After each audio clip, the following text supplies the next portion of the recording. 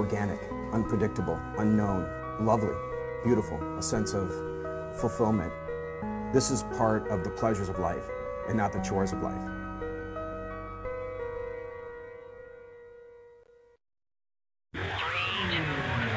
Coming up on Daily Iowan TV, see an exclusive interview with the editor-in-chief and chairman of Forbes Media.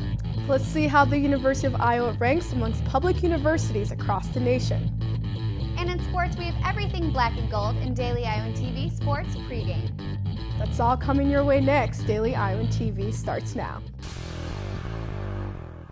I'm Tom Brokaw. For more than 100 years now, the University of Iowa community has been waking up to the Daily Iowan. Today, it's the largest newsroom in eastern Iowa. And now you can see the news every night on Daily Iowan TV and get it anytime worldwide at dailyiowan.com.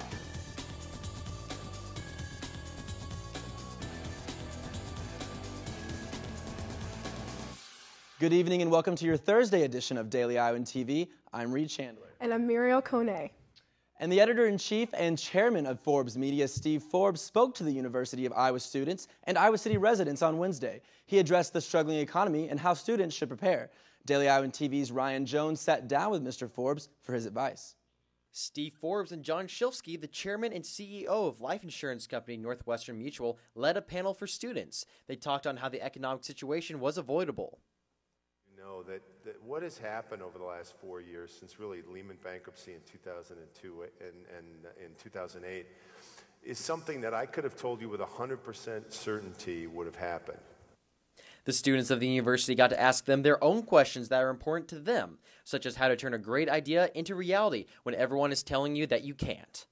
Sometimes not all the people on your team are going to get it, especially as circumstances change rapidly. We see it in the creation of content today in our own shop. Some got it, some did not. And so you have to be prepared. Not everyone's going to say, yeah, that's a great vision. Some aren't going to see it that way. While Mr. Forbes talked to the Iowa City community here at the IMU, the Daily Iowan got to exclusively sit down with Mr. Forbes and ask him our own questions. The former presidential candidate gave very specific ways that the economy could get better just by government getting out of the way. So when free markets are allowed to operate, sensible tax code, a government that doesn't take too much of the resources from the economy, doesn't overburden it with the rules and regulations, and has a stable dollar currency policy, the markets will work very fine and do things that we can't even dream of. But the duo had one piece of advice that they thought was most important to students. This single asset upon graduation is yourself and your earning potential, so to the extent that you can put money away for another degree or for training or for wherever it is that makes you more valuable to your employer, that's probably more valuable than putting your money in the stock market at an early age. Ryan Jones, Daily Iowan TV. Thank you for your report, Ryan. The Federal Reserve announced on Thursday that it would spend $40 billion a month with no end date. The money will be used to buy mortgage securities. The Fed also promised to keep interest rates at an extremely low rate until 2015. News of the Fed's spending made stocks surge. The Dow hit about 13,500 for the first time since December 2007. And the University of Iowa is once again ranked 28th among the country's best public universities. That's according to a U.S. News & World Report released on Wednesday. The UI is also ranked 72nd in the Best National Universities category.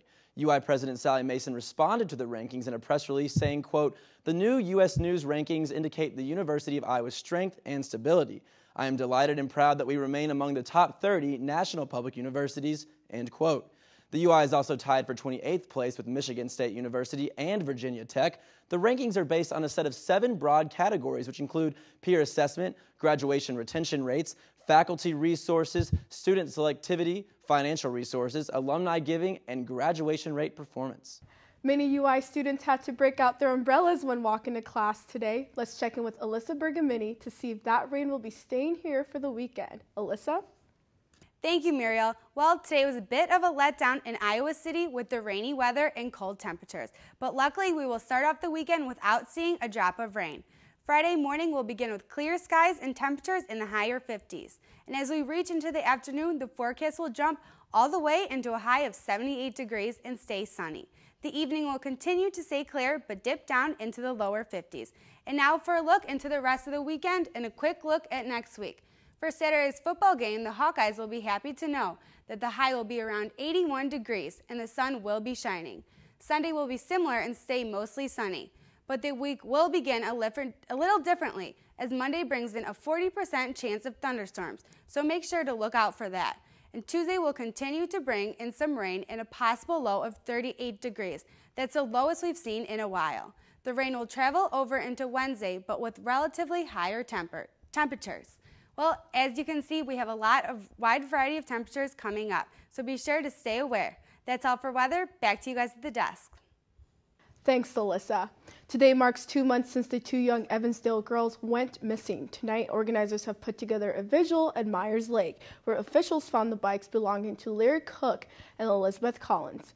The girls were last seen on July 13th. FBI officials said they believe the girls were abducted. However, the search still remains in full force.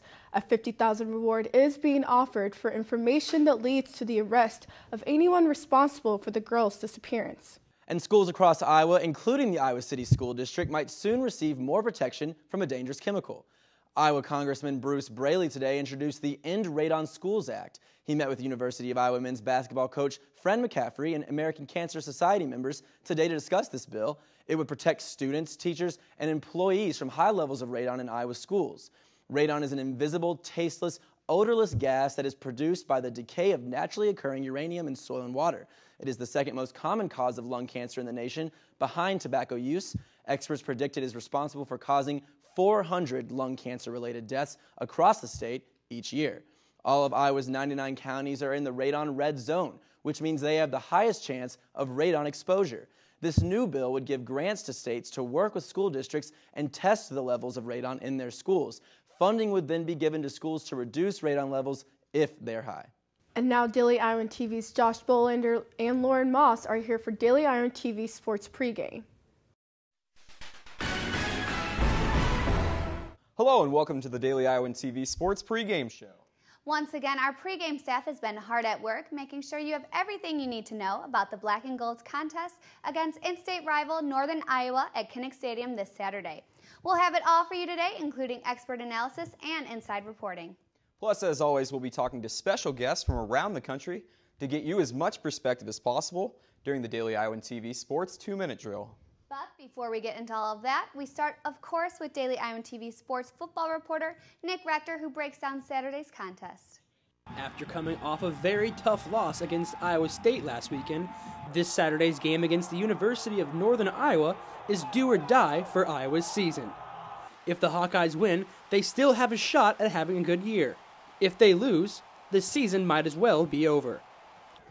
One of the main things to look for this weekend is the Iowa quarterback position. Vandenberg will need to put up a good game, or Hawkeye Nation will most likely turn against him. Iowa's newly appointed offensive coordinator, Greg Davis, may have a big effect on how Vandenberg plays, though. But with Davis's offensive plays looking a lot like Iowa's ex-offensive coordinator, Ken O'Keefe, it makes you wonder who's really calling the shots. I think after only 2 games, the jury's still out on Greg Davis as the offensive coordinator. I think it's funny that people are looking and seeing the offense and realizing that it's a lot closer to Ken O'Keefe's offense than maybe they were hoping for. And that's because Ken O'Keefe was doing what Kirk Ferentz wanted him to do, and Greg Davis is doing what Kirk Ferentz wants him to do. Many Hawkeye fans thought Greg Davis would bring a good passing game to Iowa. But from the looks of it, he may have left his offensive playbook in Texas. Nick Rector, Daily Iowan TV Sports. Continuing the trend of an insider look at the Hawks, we are pleased to bring in Cedar Rapids Gazette football reporter Mark Morehouse for the first time, who has the scoop on who the Black and Gold need to shut down this weekend. Mark? UNI's bringing in a freshman quarterback, Sawyer Cole Morgan. You know, he went to Madison. He's got 6 touchdown passes, no interceptions. He went to Madison and he traded punches with Wisconsin, didn't blink. I think Iowa has an advantage here in that it has a veteran secondary. I expect a lot of stemming and a lot of disguised coverages, and I think Iowa will try to get him to throw somewhere where he doesn't think a safety will be, and all of a sudden there's the safety or linebackers. And one of the guys who will be looking to put the pressure on the Panthers will be junior James Morris. Could you talk a little bit about his maturation as a Division I linebacker? Here's a guy who came from soul, and everybody knew about him when he came in. He had 6,000 yards rushing in high school. I don't know how many touchdowns. He was basically an astronaut playing football in high school. So he comes in, and I think expectations were mile high for this guy. And he got thrown in the fire right away. I mean, if he were a redshirt sophomore right now, I think he'd be right on course, and everybody would be totally happy with his play. And finally, Mark, big game from an unknown last week, 19 tackles from Anthony Hitchens. Can we expect that to continue moving forward? Phil Parker called Anthony Hitchens one of the more explosive players in the team in the spring. So, I think we're kind of seeing that too. I mean, 19 tackles is work, and for linebackers, that's what it's all about. It's about punching in and getting dirty and doing the work. And I think Hitchens is more than willing combatant there. Thanks, Mark. And now we are pleased to welcome back friend of the show and ESPN Big Ten blogger Adam Rittenberg for a full segment of the Daily Iowan TV Sports 2-Minute Drill. And Adam, we start with James Vandenberg. There have been some grumblings in Iowa City. Any chance the senior loses his job?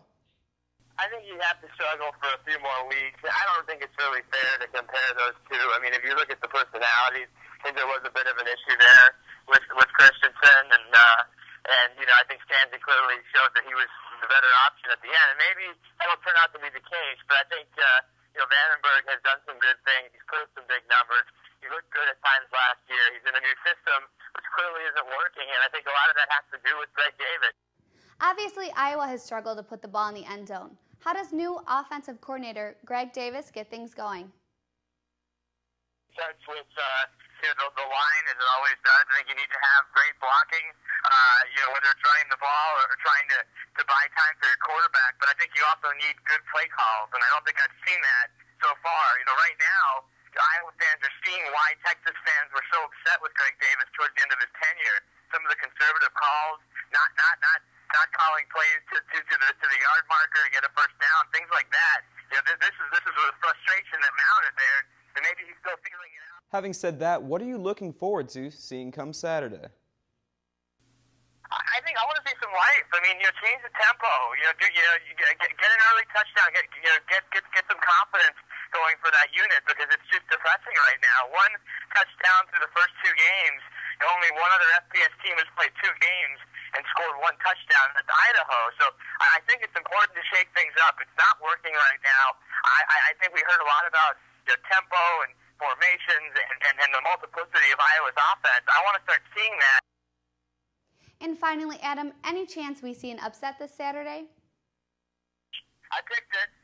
I picked Northern Iowa. I mean, I wouldn't be shocked if Iowa won and won handily, but they, like you mentioned, Northern Iowa nearly beat a really good Iowa team a few years ago, and they're still pretty good, and Iowa's not. Right now, they're not a good football team, so I think they definitely can lose this game. They have more talent overall, as most Big Ten teams should have against an FCS team, but you're not seeing it on the offensive side. And like I said earlier, Northern Iowa coming in there with nothing to lose, and if Iowa lets them hang around, I think they have an excellent shot at winning the game. All right, thanks so much, Adam.